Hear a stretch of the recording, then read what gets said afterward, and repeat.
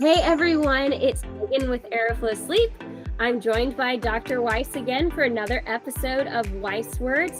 And today we're going to be talking about tips for meeting your CPAP compliance. But first and foremost, what is CPAP compliance, Dr. Weiss? Hi everyone, this is Dr. Weiss. Glad to be here with you for another episode.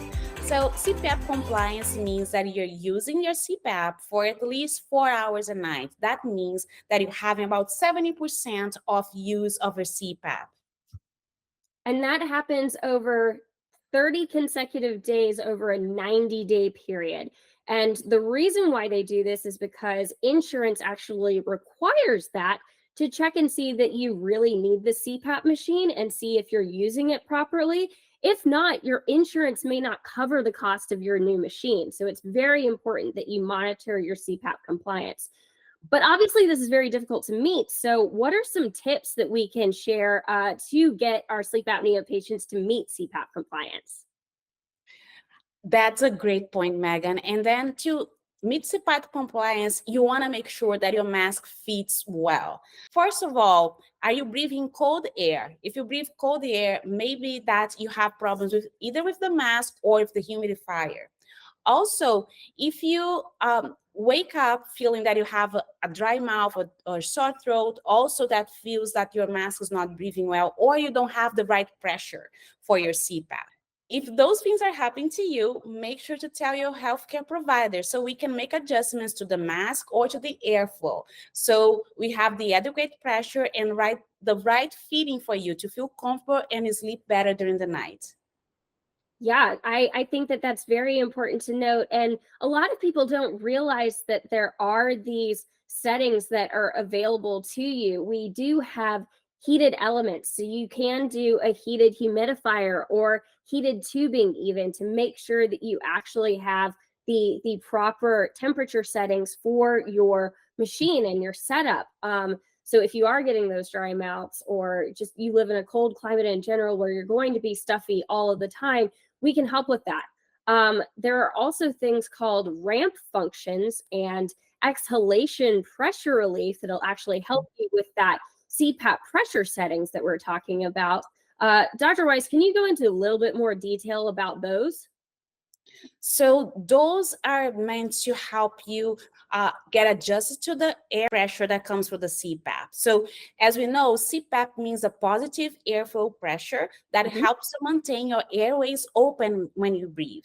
That causes the sleep apnea by obstruction of the airflow. So we want to make sure that the pressure that we're putting for the machine, it's going to be strong enough to keep your airways open, but not too hard to suffocate you or to feel like you cannot breathe well with that pressure. So having those in place are going to make sure that the air position that is coming to you is adequate for you. So it's very important that you notify your health provider because these things change from person to person. So you should not attempt to change that at home as well, because then you can make a whole set of problems with your machine. So just tell your healthcare professional, and then we're going to adjust that for you.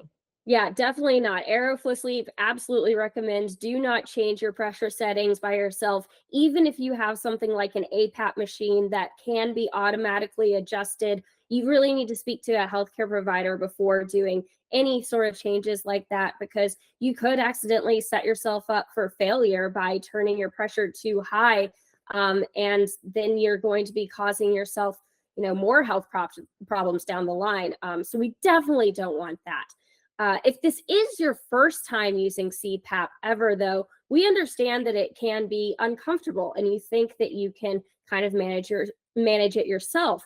So, Dr. Weiss, how do you get used to it when it is your very first CPAP? One great tip to get used to your very first CPAP is try to wear it around the house before you start ready to go to sleep. So if you want to watch on Netflix or if you want to watch the news, put the mask on and just have it on while you do other things. So you get used to that pressure. And then instead of just going to bed and turn it on and just kind of get surprised by how the pressure works for you. So just get familiar with that. That's a good way of doing it. The second way too is just make sure that when you go for the fitting in the doctor's office, you get all the accessories that you need to make it comfortable around your face. So all the gear that is available to make it very comfortable for you. And then you go home and you try the gear with your pillow and find the best sleeping position. Yep, another one that I've heard is that you can actually wear it while you're napping. And so it's recommended that even if you're not going to be spending the next 8 hours in bed when you do at bedtime, if you just wear it for that hour-long nap, it's actually recommended not just for first-time users, but all-time users, and it will really help your sleep health benefits that way. Yes, that's a great suggestion, Megan. So remember, 84% of sleep apnea patients who succeeded in compliance by day 30 got used to CPAP faster and experienced increased wakefulness, increased cognitive function, and more sooner than anyone else. So let your dedicated Aeroflow sleep specialist know if you're struggling. We're happy to help. Dr. Weiss is happy to help. But until next time, we'll see you online. See you then.